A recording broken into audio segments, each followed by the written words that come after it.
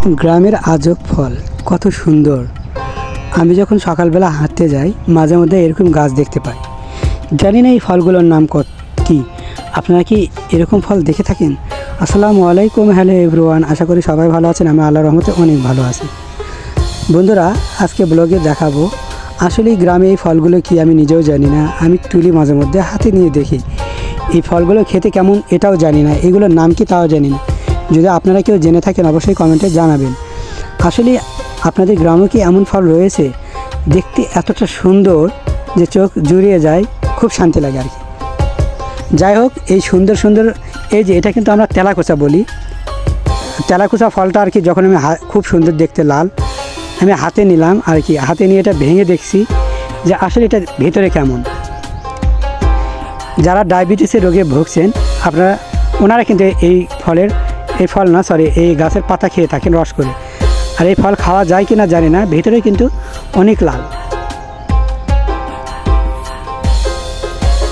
আসলে এগুলো গোল গোল আকৃতি এবং এগুলো হলুদ বর্ণের একটা ফুল হয়।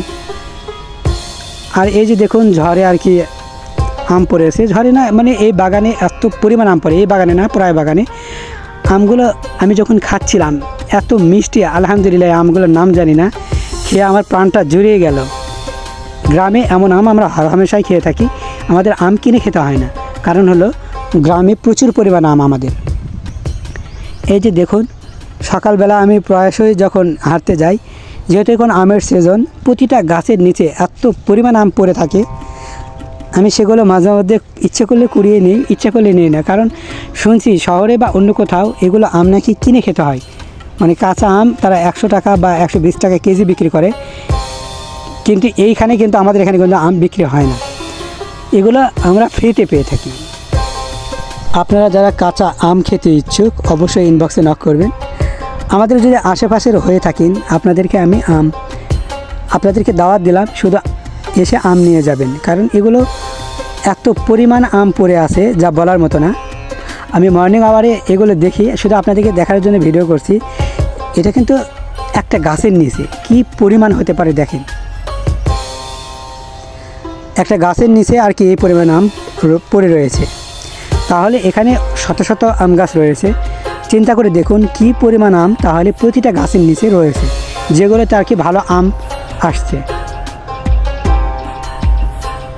আসলে আমি আমের মানে কত প্রকার হতে পারে শুনছি, 160 প্রজাতির আম হয়। জানি না এগুলো কোন প্রজাতির আম। তবে আরেকটা আম আমি পাকা দেখতে পেলাম আর কি, শুকিয়ে পড়ছে আর কি, তাই খাচ্ছি, রিভিউ দিচ্ছি কেমন। আসলে আমটা যখন আমি মুখে দিচ্ছি জাস্ট মুখ ভরে যাচ্ছে রসে। সত্যি অনেকে আম কিনে খেতে হয়, আর আমাদের আম আলহামদুলিল্লাহ একটা কিনে খেতে হয় না। হ্যাঁ, মাঝে মাঝে বাজারে গেলে অন্যরকম আম দেখলে কিনি, সেটা আলাদা বিষয়। এই যে দেখুন আমগুলো কিন্তু পড়ে যাচ্ছে। যেহেতু মানুষ কত খাবে, এখানে শত শত বললেও ভুল হবে, হাজার হাজার গাছ রয়েছে আর কি আশেপাশে। ওই কতগুলো আম পড়ে পড়ে পচে গেছে, একটা লোক নেওয়ার মতো নাই। নিচে পড়ে নিচে আর কি পেকে পেকে যাচ্ছে। আমি কিন্তু একটা আম এরকম একত্রিত করছি কিছু কিছু এক জায়গা থেকে, তাই যে পরিমাণ আম আর কি দেখা যাচ্ছে, তাহলে চিন্তা করে দেখুন যে কত মানে কি পরিমাণ আম আর কি রয়েছে। দেখুন এটা কিন্তু আমি এক জায়গায় এরকম করে ধরে দেখালাম। এগুলো আমের নাম কি আমি জানি না, তবে আমি এখানে কিছু কিছু আম চিনি, যেরকম আম্রপালি। আরেকটা কথা হলো নওগাঁয় নাকফজলি যে আম রয়েছে, এটা নাকি স্বীকৃতি পেয়েছে কোথা থেকে যেন, নিউজে দেখলাম আর কি। আসলে নাকফজলি আম আপনারা যারাই খেয়েছেন তারা বুঝবেন, সে আমটা কখনোই টক লাগে না, যেমনই হোক যেমনভাবে পাকুক সেটা কিন্তু মিষ্টি লাগে, আর আমটা কিন্তু বেশ বড় হয়। আর এই যে আমটা দেখছেন, এই আমটা কি আম জানি না, মাটিতে থেকে গেছে।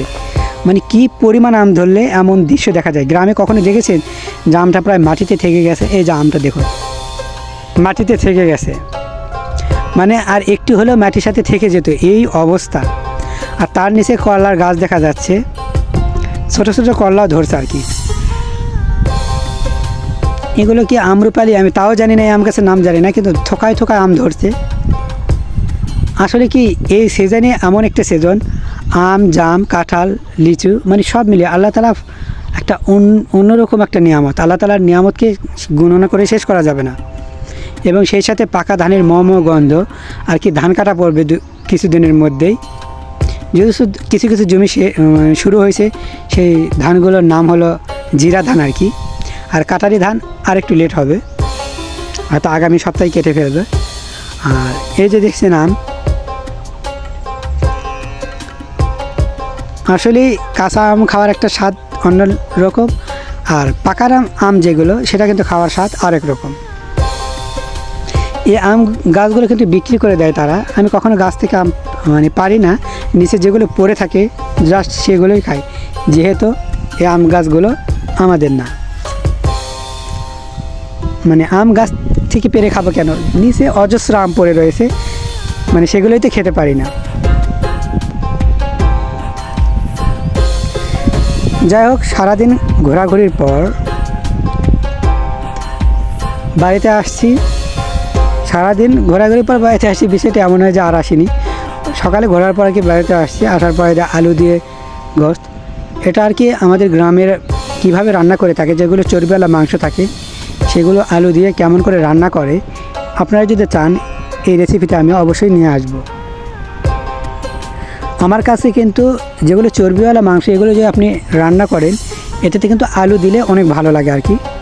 যেহেতু এই মাংসগুলোতে প্রচুর পরিমাণ চর্বি ছিল, তাই এটাকে আলু দিয়ে আর কি রান্না করছে। আলু দিয়ে আর কি মাংস ভুনা আর কি। এটাতে একটু একটু ঝোল রাখা যায়, তবুও বলবো যে মাংসে ঝোল রাখলে কিন্তু তেমন স্বাদ হয় না। তো আমি খাচ্ছি, এটা কিন্তু রাতের খাবারের আর কি রিভিউ। ভালো থাকবেন, দেখা হবে আগামী কোনো পর্বে। আল্লাহ হাফেজ।